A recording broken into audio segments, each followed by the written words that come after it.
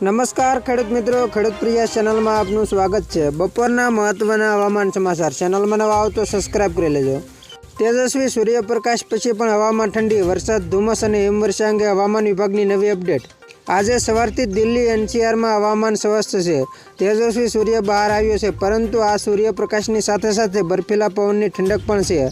અહીં ભારતીય હવામાન વિભાગે દિલ્હી, યુપી, બિહાર સહિત સમગ્ર ઉત્તર ભારત માટે એક નવું અપડેટ બહાર પાડ્યું છે। હવામાન વિભાગના અપડેટ મુજબ દિલ્હી એનસીઆરમાં આગામી 5 દિવસ સુધી ધુમ્મસ અને કોલ્ડ વેવથી રાહત મળશે। જોકે વેસ્ટર્ન ડિસ્ટર્બન્સના કારણે પહાડો પર હિમવર્ષા જોવા મળશે। હવામાન વિભાગની આગાહી અનુસાર દેશની રાજધાની દિલ્હીમાં આજે એટલે કે 2 ફેબ્રુઆરીએ લઘુત્તમ તાપમાન 9 ડિગ્રી અને મહત્તમ તાપમાન 21 ડિગ્રી નોંધાઈ શકે છે। 4 ફેબ્રુઆરીથી દિલ્હીમાં જોરદાર પવન ફૂંકાય તેવી શક્યતા છે।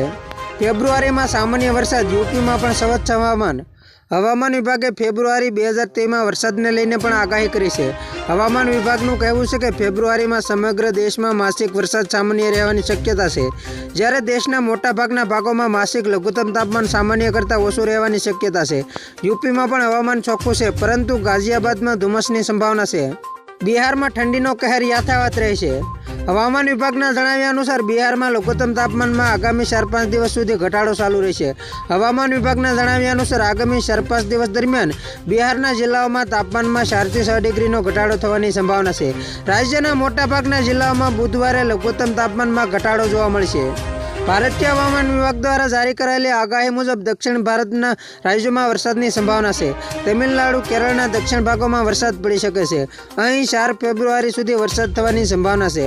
અહીં પંજાબ, હરિયાણાના હવામાન સ્વસ્થ રહેશે, પરંતુ પહાડો પર હિમવર્ષાના કારણે સવારે અને સાંજે ઠંડી રહેશે।